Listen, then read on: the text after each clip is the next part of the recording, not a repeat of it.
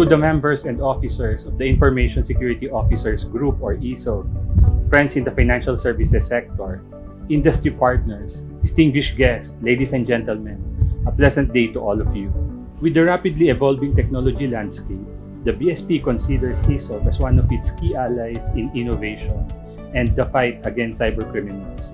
Towards this end, the Bangko Sentral commends ISOG for spearheading a discussion on the forthcoming technological innovation which the world is being introduced to. The COVID-19 pandemic triggered a massive shift to digital payments and financial services and e-commerce.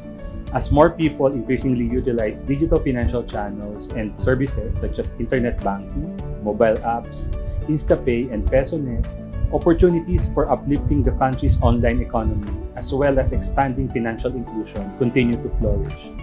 This same digital phenomenon ushers in the new age of experimentation, innovative products and services such as virtual assets, artificial intelligence, Internet of Things, and more recently, the development of the so-called Metaverse. While most may only recognize the Metaverse as another platform for social media and virtual reality, we must remember that this virtual space has its own virtual economy enabled by digital currencies and non-fungible tokens or NFTs.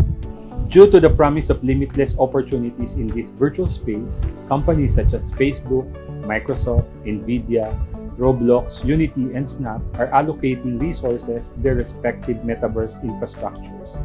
As organizations rush to build the metaverse, cyber threat actors are also devising new tactics to exploit augmented and virtual reality, IoT, and digital currency vulnerabilities to launch attacks on organizations and customers in the metaverse. As companies migrate to the metaverse, the BSP will remain vigilant in closely monitoring the developments in this uncharted area of cyberspace.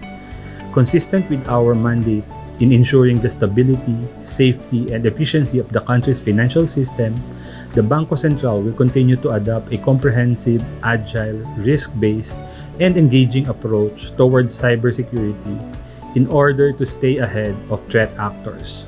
For the BSP, the approach we have taken with respect to ICT risk and cybersecurity supervision can be summed up into four key themes, namely cohesive and comprehensive, agile and balanced, risk-based and proportionate, and engaging and collaborative. The four of which can be represented by the acronym CARE.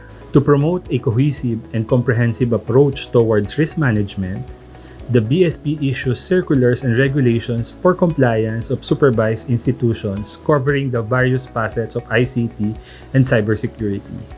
Some notable regulations issued for this purpose include BSP Circular Number 808, which serves as the foundational framework for IT risk management. This covers IT governance, risk management, and controls implementation on various areas, namely IT operations, information security, development and acquisition, IT outsourcing and vendor management, disaster recovery, and IT audit. BSP Circular 951 on Business Continuity Management Guidelines sets out a comprehensive framework covering the entire business, defining the policies and protocols for the continuous functioning of mission-critical services amidst business disruptions. Said regulations prescribe the conduct of business impact analysis and risk assessment to form the business continuity plan, backup and recovery mechanisms, and BCP testing and awareness. BSP Circular 982 presents a holistic framework on information security.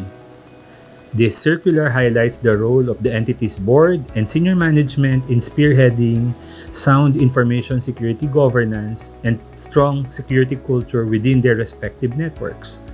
Likewise, supervised institutions are mandated to manage information security risk and exposures within acceptable levels through a dynamic interplay of people, policies, processes, and technologies following a continuing cycle such as identify, prevent, detect, respond, recover, and test phases.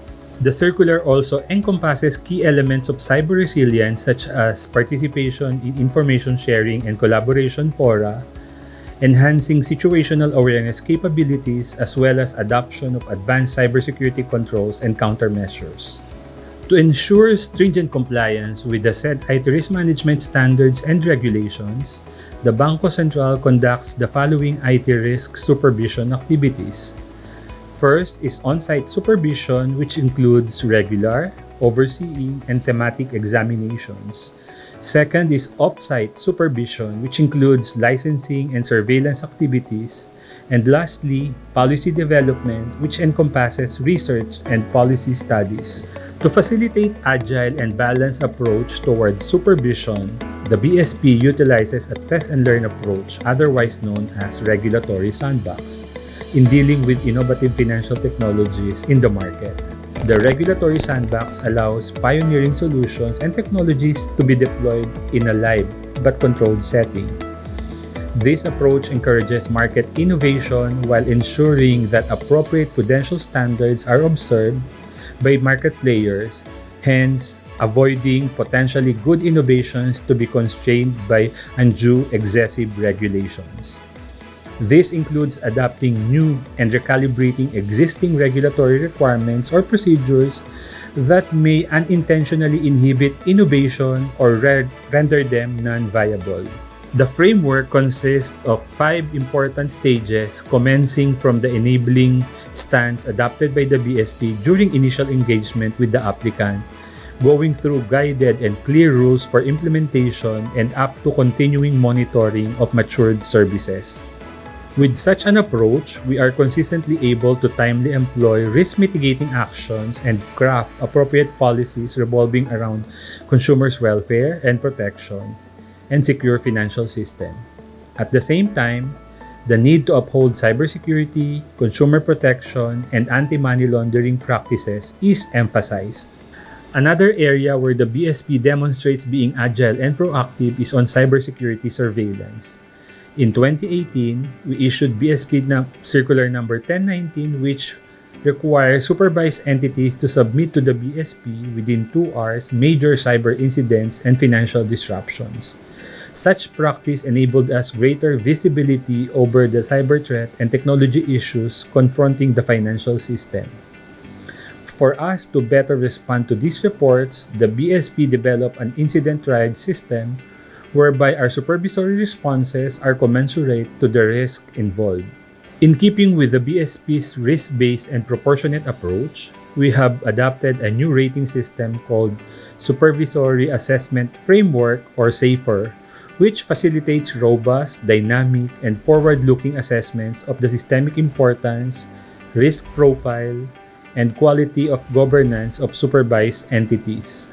A key feature of the SAFER is the use of business model analysis, which considers the entity's significant activities as the drivers of risk and enhanced consolidated supervision, in which the impact and risks are viewed on a group-wide basis. This SAFER framework incorporates 3 major elements. First is the entity's impact to the financial system, which reflects on the impact of the financial institution on the financial system in the event of its failure. Second is the entity's risk profile, which reflects its ability to withstand adverse conditions, and a single risk assessment system shall be observed in the off-site and on-site phases of supervision. And lastly, supervisory intensity, which considers both the entity's impact and its risk profile in determining the appropriate supervisory actions. The last item is on engagement and collaboration. With this, the BSP closely coordinates with the financial community and key stakeholders with respect to rolling out of cybersecurity awareness campaigns through social media blasts through Facebook, Twitter, and Instagram, advising supervised entities and the public on emerging scams, and providing practical security tips on work-from-home arrangements, among others. We have also intensified our cyber surveillance activities through close coordination with supervised entities on potential cyber threats and preventive countermeasures. We have likewise issued a series of memoranda reminding all supervised entities to stay vigilant and employ multi-layered security defenses against COVID-19-themed cyber and financial crimes. Lastly, we have reinforced collaboration with key stakeholders including law enforcement agencies such as NBI and PNP to facilitate investigation and prosecution of cyber incidents.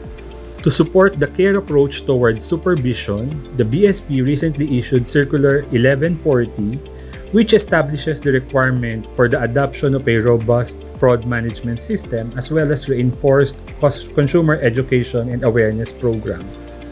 This amendment to BSP's IT risk management regulations aimed to strengthen the financial system's cybersecurity posture as well as minimize losses arising from fraud and cybercriminal activities. In addition to this circular, the BSP's most recent policy issuances on IT risk supervision include: first is the BSP Memorandum M2022-015, which provides recommended controls against cyber fraud and attacks on retail electronic payments and financial services. And second, BSP Memorandum M-2022-016, which provides security control recommendations for application programming interfaces or API. Some notable controls introduced by this memorandum include: first is the removal of clickable links in customer-directed communications from the financial institution. Second, the requirement for customer notifications for key changes in their accounts. And third, the imposition of restriction for any officer of the supervised entity to manually obtain critical credentials of customers. The highlighted controls from the memorandum focus on instilling more robust safeguards to protect customers from falling victim to common social engineering schemes. In view of the prevalence of use of APIs by online merchants, payment gateways, and technology service providers, the BSP issued Memorandum M2022-016 to introduce recommendations for strengthening controls on API and interconnections, as well as controls and processes supporting the operation, connectivity, and endpoint security of APIs. Some critical API control recommendations introduced by the said memorandum include: strong authentication and authorization mechanisms, encryption of sensitive API payload data, and sanitation of API responses. The mentioned control recommendations ensure the establishment of safe and secure API connections. To institutionalize industry-level guidance to strengthen the cyber resilience of the country's financial services sector, the Bangko Sentral is in the early stages of developing a Financial Services Cyber Resilience Plan or FSCRP. Anchored on the need to formalize a roadmap that would guide holistic and sustainable cybersecurity initiatives, the FSCRP shall serve as the primary framework covering the high-level goals and strategies to strengthen cyber resilience in the whole financial services industry. As the primary cyber resilience framework for the financial services industry, the objectives of the FSCRP include: first, establishing defined incident response protocols and mechanisms supplemented by regular industry-wide testing regime. Next is the active and expansive information sharing arrangements among industry participants and increased coordination with law enforcement agencies and other critical infrastructure sectors on cybersecurity concerns. Third is the adoption of cybersecurity best practices and standards to address systemic vulnerabilities, leading to enhanced cyber capabilities and maturity. And lastly, strong cybersecurity culture and awareness founded on shared responsibility of all stakeholders. As the Chief Information Security Officers and Cybersecurity Practitioners of your respective organizations, the BSP recognizes your valuable role in the development as well as implementation of this industry-level plan. Ladies and gentlemen, as we explore the opportunities offered by the Metaverse, we have to remain vigilant and ensure compliance with the standards on cybersecurity consistent with established regulations, best practices, and the soon-to-be-developed FSCRP.